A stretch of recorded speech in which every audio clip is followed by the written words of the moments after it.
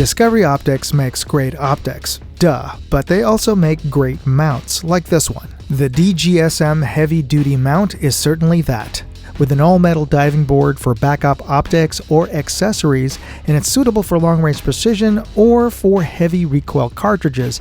And if you'd like to see me test this with a bolt-action 308, well, hit that like button right now, and I'll get started testing.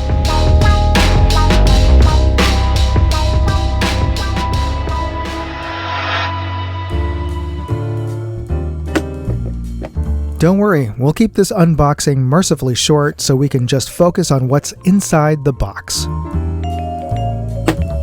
This is the DGSM heavy-duty scope mount from Discovery Optics, and it certainly does look heavy-duty.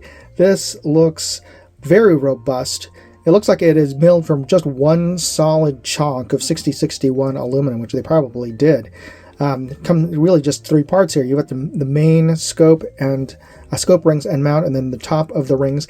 And these have been milled together, so these are matching, and they even have little indicators as to the order in which you should place you should screw down each of the screws, and each of the rings have 6 screws, torque screws, and they also label which is the front, or which is A and which is B, so that you don't accidentally mix the two, because they were milled together for that extra level of precision, and they have been pre-lapped. So that is just mirror smooth on the inside. And each of the screws on the top is rated for 25 inch-pounds, and you got 6 of them. So your tube is going to be nice and locked in. Plus, the base has even larger screws with what looks like locking washers underneath them, and these are rated for 30 inch-pounds. So not only do you have 4 of them, but you also have 2 recoil lugs on the bottom. So yeah, this is not going to be moving on your rail. Your rail is probably going to fall off before this thing does when you have it attached. So yeah, whatever you put on here will stay in place. That's for sure. At least that's what it's looking to me. Plus, this includes a matching 6061 aluminum diving board, which you can attach and screw on to the top of either of these rings, so you can have it going in whatever direction you want. This allows you to attach other accessories that will go on a pick rail, such as a red dot, a laser rangefinder, or a PEC box, or whatever you might want. Plus, it also has a bubble level inside, so that's an additional tool and aid for long-range shooters. So yeah, this is really more set up for long-range bench rest shooting, because yeah, this is not light for sure. But then again, you're looking for a big solid piece of metal to hold your scope precisely in place. This is what you might need. So we'll get this mounted up on my rifle, and we'll give it a test at the range next. Before we get started with the test, I'd just like to take a quick break here to talk about this episode's sponsor, Aura. For the cost of just a VPN, I'm getting a whole suite of security services, including $1 million in identity theft insurance, and they're even removing me from those damn data broker listings. Use my link, aura.com/moondog, and you can try them for 14 days, free. And if you use that link, you're helping to support this channel. You know, identity fraud is a real thing, and with AI, it's all too easy to spoof your identity.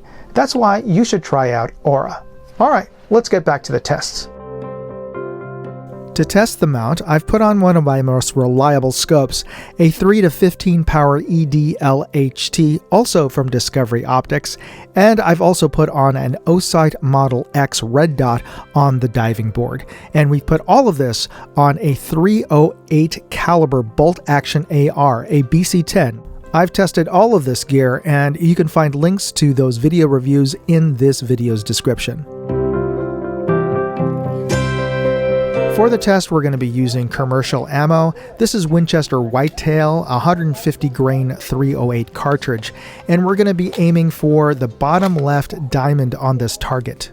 And in my 2 previous groups, I'm noticing that my shots are landing about 2 MOA low and to the left of my point of aim, which is in the center of the diamond, with 1 weird flyer in each of the groups.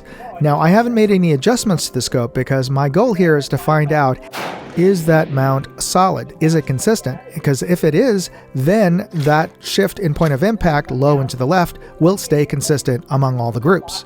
And this first shot certainly is low and to the left, but quite a bit lower and to the left. So is this going to be the one weird flyer, or will this be the group?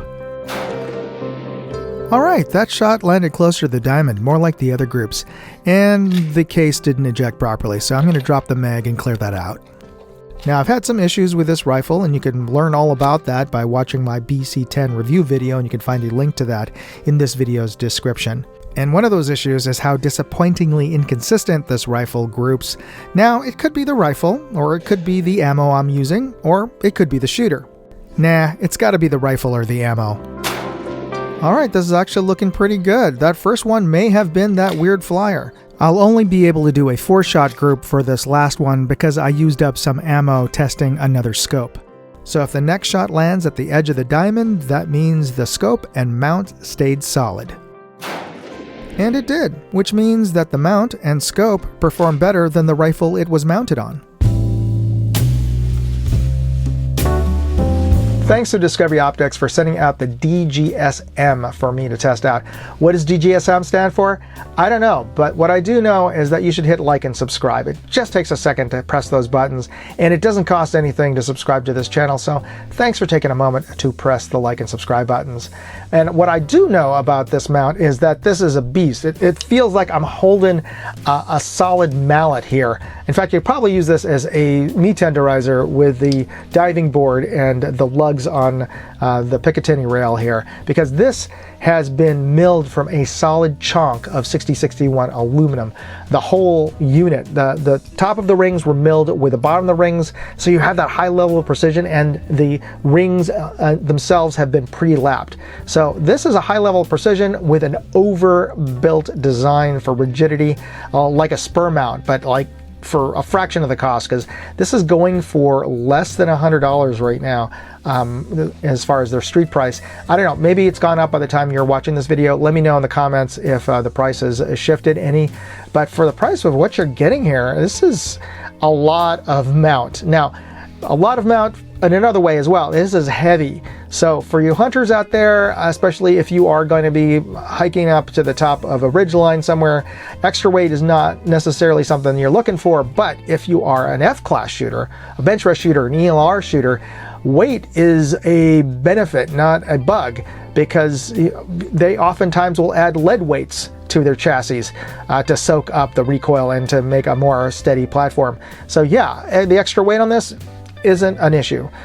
Maybe I'm wrong about that. Let me know in the comments what you think about the how overbuilt this is and how heavy duty this is.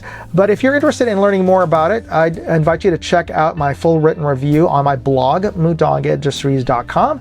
And of course, you can always check out the video description for links on other Discovery Optics reviews that I've done. So thanks for checking those out, and thanks for checking out this video.